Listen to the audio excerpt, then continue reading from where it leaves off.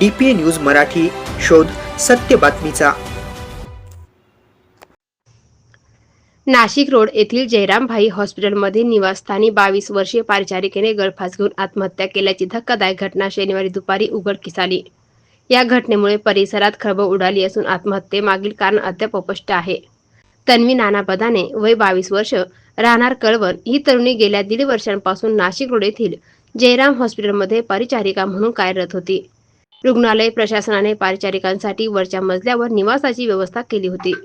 शुक्रवारी दुपारी 2 ते रात्री 8 या वेळेत ड्युटी पूर्ण केल्यानंतर ती आपल्या खोलीत गेली होती। शनिवारी दुपारच्या सुमारास सहकारी परिचारिकांनी दरवाजा उघडून पाहिले असता तन्वी ही पंख्याला ओढणीच्या साहाय्याने गळफास घेतलेल्या अवस्थेत आढळली। प्रकार लक्षात येताच सहकाऱ्यांनी तातडीने तिला खाली उतरवले, मात्र तोपर्यंत तिचा मृत्यू झाला होता।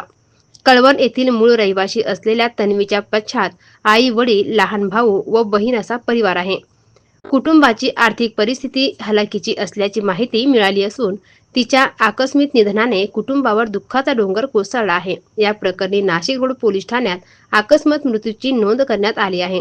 वरिष्ठ पोलीस निरीक्षक जितेंद्र सपकाळे यांच्या मार्गदर्शनाखाली अधिक तपास सुरू आहे। DPA न्यूज साठी विशेष प्रतिनिधी पोपटराव देवरे, नाशिक।